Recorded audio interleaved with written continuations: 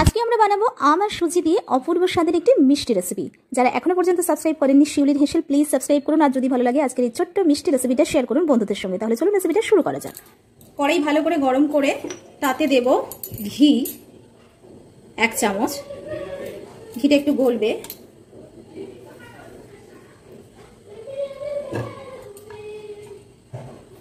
ঘি গলে গিয়েছে, আর ঘি গলানোর সময় কিন্তু খেয়াল রাখতে হবে যেন ধরে না যায়, মানে পুড়ে না যায়। ঘি পোড়ার গন্ধ একদম ভালো লাগে না। আচ্ছা, আমি 2টো এলাচ আর একটা দারচিনির ছোট টুকরো দিয়ে দিলাম। এলাচটা ফাটিয়ে দিয়েছি। একটু ভাজা ভাজা করব। গ্যাসের ফ্লেম কিন্তু একেবারে লো থাকে।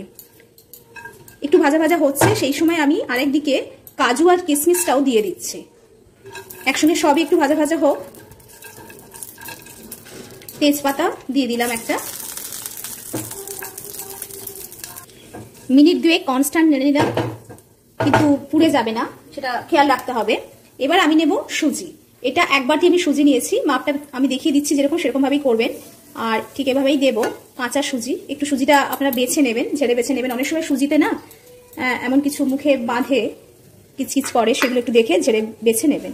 তো এইভাবে আমি ঘিটার সঙ্গে বাকিটার সঙ্গে সুজিটা মিশিয়ে ভালো করে একটু ভাজা ভাজা করব। ধিমে আছে অবশ্যই। একটু ফ্লেমটা মিডিয়াম করে দিলাম। আমি আজকে সুজিটা একটু লালচে করেই ভাজবো, তাতে টেস্টটা ভীষণ ভালো আসবে।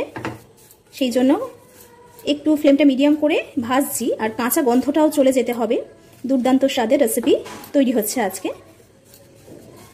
লালচে করে ভেজে নিয়েছি। এবার কিন্তু গ্যাসের ফ্লেম একেবারে কম করে দেব, দিয়ে আরও 2 মিনিট একটু ভাজবো।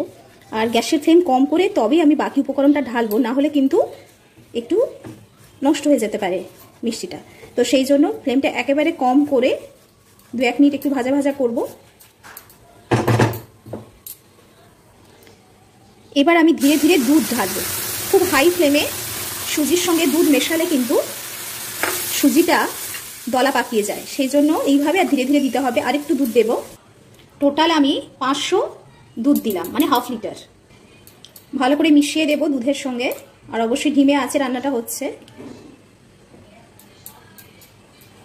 এইভাবে আমি 2 মিনিট রান্না করব। খুব সামান্য নুন দেব একটু ব্যালেন্স করার জন্য, আর এই সুজিটাও একটু সিদ্ধ হয়ে যাবে। ঠিক এই সময় নুনটা দেব। সবটা সুজি আর দুধ ভালো করে মেশানো হয়ে গেলে তারপরে আমি দেব চিনি। চিনি কিন্তু আমি ½ বাটি দিচ্ছি। ½ বাটি সুজি দিয়েছিলাম, 1 বাটি সুজি দিয়েছিলাম, আর আমি চিনি দিচ্ছি ½ বাটি। দিয়ে ভালো করে আবারও মিশিয়ে দেবো। ধিমে আছে কিছুক্ষণ রান্না করবো, যতক্ষণ না এই চিনিটা গলে যাচ্ছে। এটা কিন্তু আমার একটু বড় দানা চিনি, গলিয়ে নেব। একটু রান্না করব। এটা একটু রান্না হবে। এখন আমি অন্য আরেকটা কাজ সেরে ফেলছি, আসুন। আর এটা মাঝে মাঝে কিন্তু নাড়তে হবে। এবার আমি পাকা আম নিয়েছি 1 বাটি। 1 বাটি বলতে এখানে আমি 2টো আম নিয়েছি। পাকা 2টো আম নিয়ে ছোট করে পিস করেছি, আরো ছোট করা যেতে পারে। এইবার এই আমটা নিয়ে আমি মিক্সার গ্রাইন্ডারে বলে দিয়ে দিচ্ছি। 2টো বড় সাইজের আম নিয়ে নিলাম। খুব সামান্য জল দিচ্ছি, জল না দিলেও হয়। পেস্টটা ভালো করার জন্যই জলটা যতটুকু লাগে দেব। দিয়ে একটু পেস্ট বানাবো, স্মুথ পেস্ট। Paste ready. খুব অল্প সময় লাগে আমের পেস্ট বানাতে, 2বার ঘোরালেই হয়ে যায়। দেখুন এরকমই খুব স্মুথ পেস্ট হয়ে গিয়েছে। তবে সামান্য 2-1টা একটু আমের টুকরো থাকলেও মুখে লাগলে ভালো লাগবে, সেটা অসুবিধা নেই। যাই হোক, পেস্টটা আমাদের রেডি হয়ে গেছে। এটা এবার একটা পাত্রে আমি ট্রান্সফার করে নিচ্ছি। আর যতটুকু লেগে আছে এটা একটু ধুয়ে নেব। দিয়ে দিলাম বাটি ধোয়া জল, এবং সেটা খুবই অল্প। ভালো করে মিশিয়ে দেব। এবার ঠিক এতটা পরিমাণ হয়েছে। সুজিটা কত দূর হলো একটু দেখব। 2-3 মিনিট এটা রান্না হচ্ছিল, আর সেই সময়ে আমরা আমটাকে বানিয়ে নিলাম। দেখুন ঠিক এমনই হয়েছে। যখন সুজি সেদ্ধ হয়ে গিয়েছে, সিদ্ধ হয়ে যাওয়ার পরে আমরা এবার বাকি কাজটা করব। গ্যাসের ফ্লেমটা কিন্তু লো থাকবে।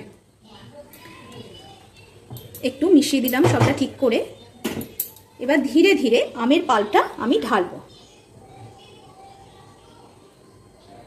যেন আমটা না দুধের মধ্যে গিয়ে কেটে যায়। সেই জন্য কিন্তু গ্যাসের ফ্লেমটা একেবারে লো করতে হবে, করে এইভাবে মেশাতে হবে।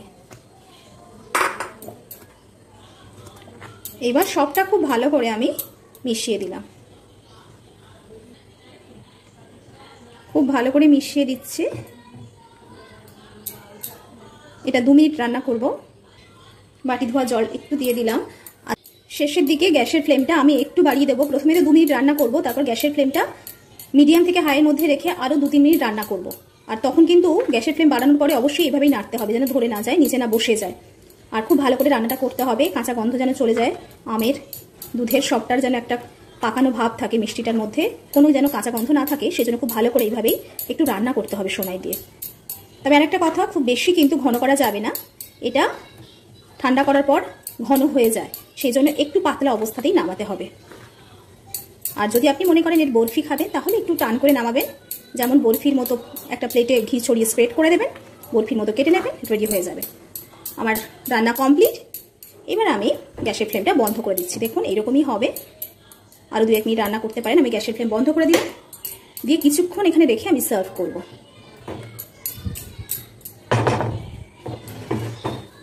আর মিষ্টিটা অবশ্যই কিন্তু আপনারা একটু টেস্ট করে নেবেন। সার্ভ করব আমরা।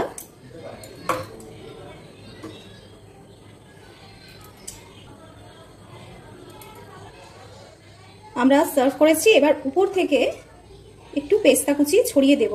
খেতে দেখতে সবটাই খুব সুন্দর লাগবে। আপনারা স্যাফরানও দিতে পারেন, জাফরান যেটা, সেটাও দিতে পারেন।